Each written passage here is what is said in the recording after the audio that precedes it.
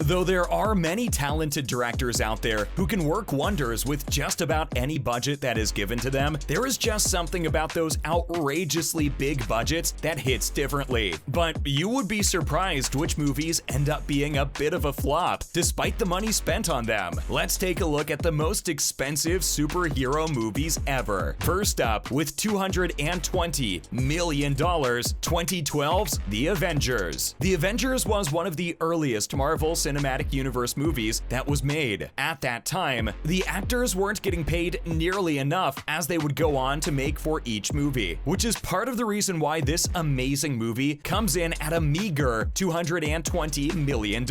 It's also why the special effects were given priority in The Avengers, and the film ended up being such a huge success anyway. The Avengers was also the first taste audiences got from Marvel Studios and Kevin Feige when they put everything they had into the MCU. And it worked out great. Even though The Avengers is now 10 years old, it still holds up and belongs in the envious class of the most expensive superhero movies. Following, with $232 million, 2014's The Guardians of the Galaxy. The Guardians of the Galaxy would never have worked had it not gotten the huge budget it ended up being made with. But it's hard to believe that it actually happened. Marvel Studios put a lot of trust in director James Gunn, who up until that point had only made a few low-budget cult movies. It was a huge risk to allow him to handle $232 million. The Guardians of the Galaxy didn't exactly have Hollywood A-listers either, which is why the movie could be filled up with all the mind-blowing special effects that made the movie such a pleasure to watch. In the end, the money was certainly well spent, which is obvious from the opening sequence, which is arguably one of the most shocking opening scenes in a superhero movie ever. And while the Guardians of the Galaxy is no Avengers, it absolutely holds its own in terms of scope. Next up, with $250 million, 2012's The Dark Knight Rises. As you may expect, most movies in the list of most expensive superhero movies ever come from the Marvel Cinematic Universe or the DC Extended Universe. But The Dark Knight Rises is special. The Dark Knight Rises was the third and final installment of Christopher Nolan's trilogy, and it was $70 million more expensive than The Dark Knight, and every dollar spent was worth it 2 times over. It's not hard to believe that The Dark Knight Rises ended up costing $250 million, given that the opening of the movie involves a flawless kidnapping in the sky with 3 aircraft, not to mention how the whole of Gotham City is absolutely destroyed. Christopher Nolan gave it his all, and it shows. And now, with $250 million, 2016's Captain America: Civil War. When putting the Captain America movies in line, you can see an obvious increase in budget between them, especially when compared to the first Avenger. But it's important to note how differently the respective budget was used. The first Avenger was as much a period drama as it was a superhero movie, which means that a lot of money was put into those pretty old buildings. Civil War was a complete 180. Aside from a complete change in location, most of the budget was shot on hooking those A-list celebrities to portray Scarlet Witch, Ant-Man, and Black Widow, just to name a few. Next, with $250 million, 2016's Batman vs. Superman: Dawn of Justice. Batman vs. Superman: Dawn of Justice had been teased for years by Warner Bros., so by the time it actually came out, it was the biggest event of the moment. Many memorable action sequences were put into Dawn of Justice thanks to its big budget, but when put into perspective, it wasn't the financial success it should have been. Despite being the highest-grossing Zack Snyder movie, making $873 million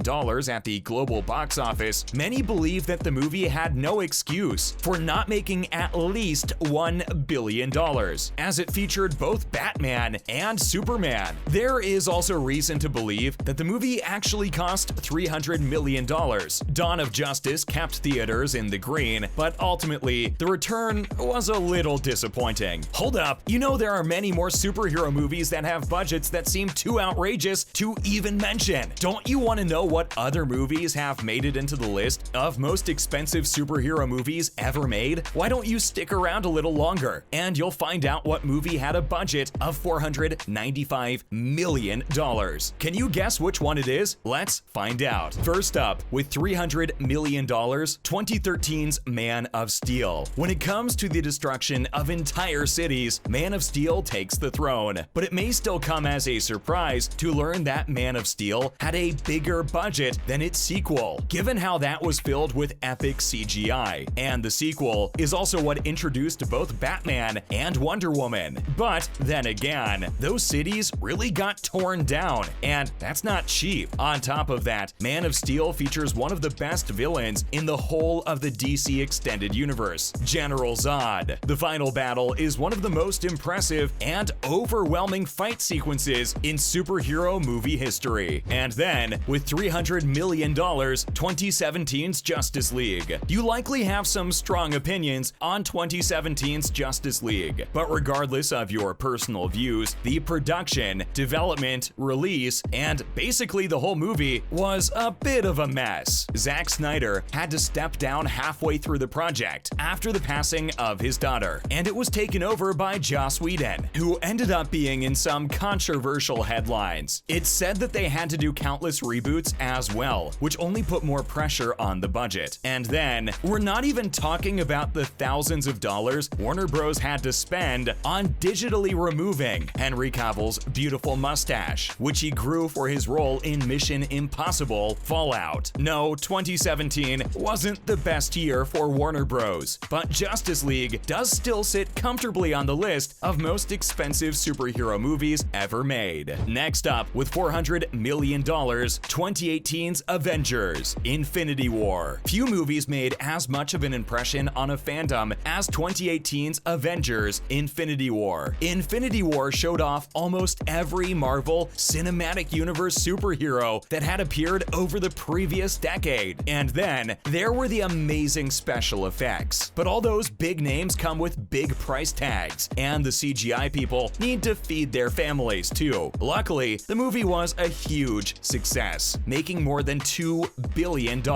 This is why it's so hard to believe that Avengers: Infinity War actually had a lower net profit than the Joker did. But the production costs, marketing, and the cut that had to go to the theaters that ran the movie all add up. Maybe more isn't always better? Following, with $400 million, 2019's Avengers: Endgame. It's said that by the time that Avengers: Endgame came around, the actors involved could ask for whatever amount they wanted. So it does come as a surprise that the budget didn't end up being doubled. As you know, Endgame held names like Robert Downey Jr., Mark Ruffalo, Scarlett Johansson, and about 20 more A-listers with important roles, all brought in to take part in the final chapter of the Infinity Saga. One way the budget was kept under control was by giving back-end points to the actors involved, meaning they would get a percentage of the movie's gross profit once it was released. That's how Downey Jr. earned another $75 million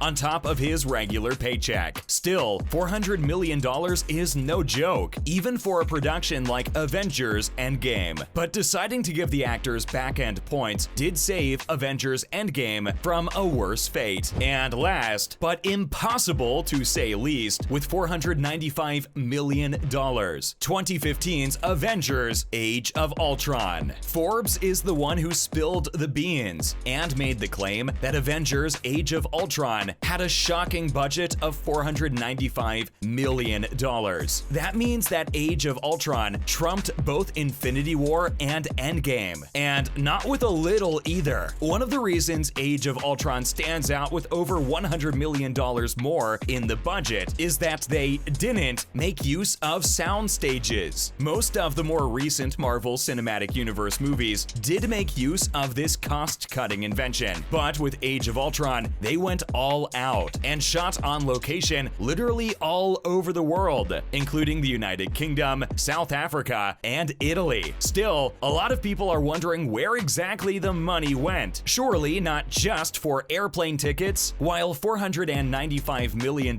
sounds like it should be worth it, looking at its predecessors, maybe this time around they went a little over the top, and that's all we have for for now. Which one of these surprised you the most? And do you think the budgets are justified for all? Or should they maybe learn to budget in the other sense of the word? Let us know in the comments what you think, and thanks for watching.